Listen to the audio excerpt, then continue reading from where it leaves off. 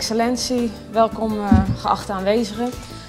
Dirk zei het al een beetje van een boek waar wel mijn naam op staat, maar wat niet voelt alsof dat het voor mij is, want ik voel heel duidelijk dat het boek alleen maar gemaakt had kunnen worden dankzij de hulp van en de medewerking van alle mensen van Bonaire die voor mij hebben willen poseren.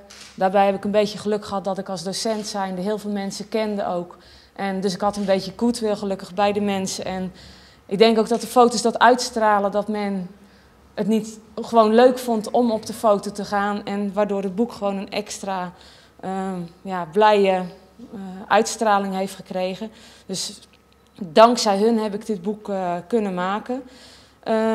Daarnaast had dit boek ook niet tot stand kunnen komen door Dirk die me geholpen heeft als uitgever, Raymond, de tekstschrijver, Judith, de vormgeefster. Want je kan wel mooie foto's maken, maar als die mooie foto's niet in een mooie vorm gegoten worden, dan het kan je foto's maken of breken. En ik denk dat Judith een hele mooie taak verbracht heeft om er een hele mooie vorm aan te geven, waardoor we denk ik met z'n allen heel trots kunnen zijn op het resultaat wat er gekomen is. Ik kan niet anders zeggen dan dat we een hele mooie samenwerking hebben gehad. Ik hoop ook dat de Antillen, die nu de BES-eilanden, die met Nederland samen een nieuwe samenwerking aangaan, ik hoop dat die dezelfde spirit en inspiratie hebben als wij met z'n vieren eigenlijk gehad hebben en dat dat kan leiden tot hele mooie resultaten. En ik hoop ook van ganse harte dat dat met de BES-eilanden ook gaat gebeuren. Je mag de volgende dia doen. Oh ja, nee, oh, sorry, laat me. Nou, waar het eigenlijk mee begonnen is deze meneer. Daar fietsen of reden we elke dag langs als ik de kinderen naar school moest brengen. En daarbij vroeg ik me altijd af van, hoe lang zal deze meneer dit werk nog doen? Wie gaat die netten boeten? Een schildpad die aan de muur hing, maar afgelopen zomer er niet meer aan hing. Een lorra die in een kooitje zit. Eigenlijk dingen die allemaal konden, maar misschien een aantal daarvan niet meer kunnen. Omdat dingen veranderen in de maatschappij. Deze meneer die doet nog steeds wel hij is nog steeds wel netten aan het boeten, maar er zijn toch al dingen in de loop der tijd veranderd. Je mag de volgende. Deze foto van Riki. Ook dit is nadat ik begonnen was met die Antique Living Houses, ben ik bij deze meneer in Antriol terechtgekomen. Ik vond het zo'n mooi gezicht dat nog steeds dit soort zaakjes op Bonaire zijn. Toen ik bij de gezaghebber was en vertelde wat ik kwam doen, was hij eigenlijk best wel diep onder de indruk van deze foto. Omdat hij zei, ja, een van zijn familieleden had ook zo'n winkel gehad. En dat het hem terug deed denken aan zijn kinderjaren. En dat het zo belangrijk was dat het niet in boeken alleen beschreven wordt, maar dat er ook foto's van gemaakt wordt om dit soort dingen juist vast te leggen. Toen ik afgelopen zomer op Bonaire was deze winkel ook gesloten. Het winkeltje is er nog wel. Je ziet het steeds verder achteruit gaan, maar helaas, hij staat niet meer achter de toonbank. En dat gaat mij toch wel een beetje aan het hart. Ik weet het, er is vooruitgang, maar het is toch wel zonde, want dit is uiteindelijk ook een stukje Bonaire. Ja. Maar niet alleen dat natuurlijk, er zwemmen natuurlijk ook heel veel vissen in de zee. Mijn kinderen hadden hier zwemles en dan tijdens de zwemles, als de een aan het zwemmen was, dan ging de andere zoon die ging kijken hoe Almar staat er ook op. Die is hier aan het kijken. Hoe de vissers de vis aan het schoonmaken waren. En zodoende hebben zij al heel wat vissen voorbij zien komen die netjes opengesneden werden. En 's avonds ligt deze vis natuurlijk op je bordje in het restaurant of thuis. Maar het is zo iets unieks, zoiets bijzonders. Het wordt allemaal nog met de hand gedaan. Geen high-tech instrumenten, geen grote vislijnen. Gewoon met zo'n haspel en je haalt die vis binnen. En dat zijn denk ik de beelden die voor mij heel belangrijk zijn. Waarvan ik me afvraag, hoe lang blijft dit nog bestaan? Hoe is dit over 10 of over 20 jaar? En dat is hetgeen wat ik vast wilde leggen in dit boek. En dat was voor mij de waarde ook van dit boek. Ik weet niet helemaal waar ik me in verraad. Doe mijn volgende dia. Nou ja, deze dia natuurlijk ook. Ik heb natuurlijk ter voorbereiding ook wel van het boek veel boeken bekeken. Toeristenboeken, gewoon reisboeken van Bonaire. Naar mijn weten ben ik nog nooit een foto in een van die boeken tegengekomen van de maskerade. En dan denk ik, cultureel feest, wat zo uniek voor Bonaire is, wat nergens ter wereld gevierd wordt. Het schijnt, wat ik begrepen heb van de gezaghebber, op Aruba in een iets andere vorm wordt het ook gevierd, maar niet op deze manier zoals Bonaire. En dan denk ik van, dit is zo uniek, dit is zo bijzonder, in mijn optiek. Dat moet vastgelegd worden, daar moeten foto's van gemaakt worden, dat moet uitgedragen worden. Dat mensen weten dat dit bestaat. En daarom, hij is kleurrijk, hij is bijzonder, inderdaad ook wel een beetje van verborgen. Maar ook dit is weer een van die beelden waarvan ik denk, ja, belangrijk dat het uitgedragen wordt en dat men weet dat het op de eilanden speelt, dat men daarmee bezig is, belang ervan, cultuur.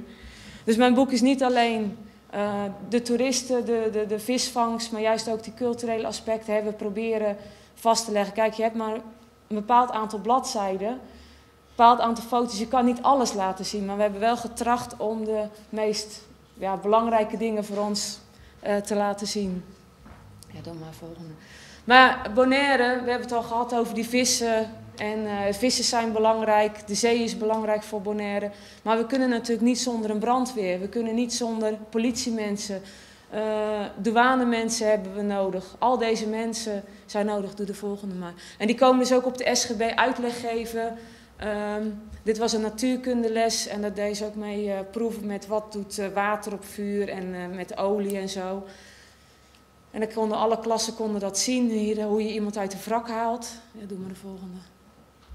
Maar ook bijvoorbeeld, ik mocht voor de Bonaire Reporter, mocht ik naar de, ja dat is de, als het schip net aankomt, worden een aantal mensen van het eiland worden uitgenodigd. En toen mocht ik van de Bonaire Reporter er naartoe.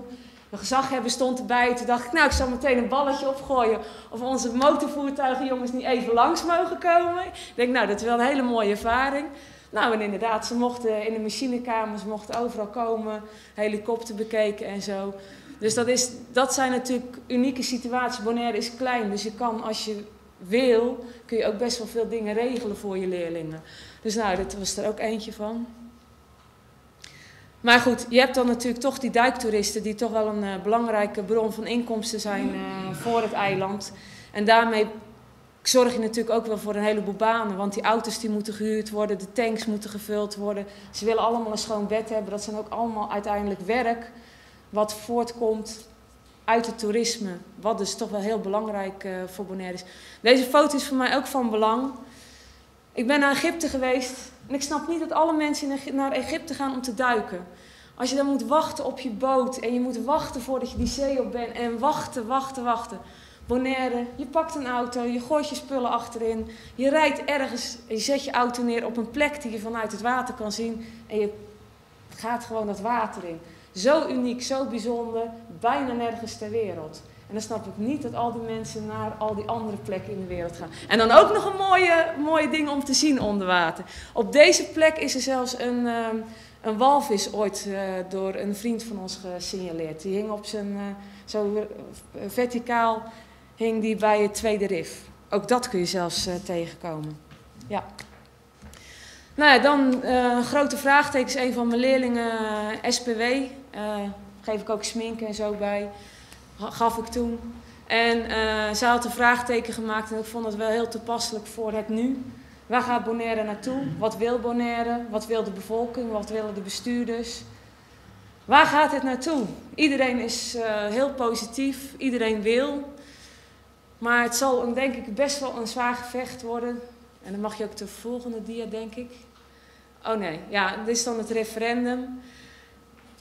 Ik vond deze heel mooi. De jeugd is de toekomst. Alle kleuren van de vlaggen zijn vertegenwoordigd. Alle partijen zitten erin, in deze auto. Maar dit was ook zo'n moment. Ik had mijn fototas die daar op mijn, hier voorop hangen. Ik zie ze aankomen en is het heel snel. En dan, dat is het moment. Dus je kan niet echt goed... Je moet het gewoon op dat moment nemen. Maar ze waren, nou ja, het is gewoon een hele leuke foto geworden. En dat zijn mooie momenten. Mag je de volgende? En ja, dit is wat ik eigenlijk vechtende ezels. Iedereen wil zijn plaatsje op Bonaire. De ezels willen een plaatsje, maar die moeten eigenlijk een beetje naar het opvang toe. Er lopen er nog wel steeds los. Toch, ik vind het wel bij Bonaire horen. Ik weet dat ze gevaarlijk zijn, ze zorgen voor dodelijke ongelukken. Maar het is toch wel heel uniek dat die beesten loslopen op het eiland. Maar ze zijn aan het vechten en ik denk, ja, nou, niet negatief bedoeld, maar we zullen op Bonaire zal het een spannende iets worden hoe het met Bonaire in de toekomst eruit zal gaan zien.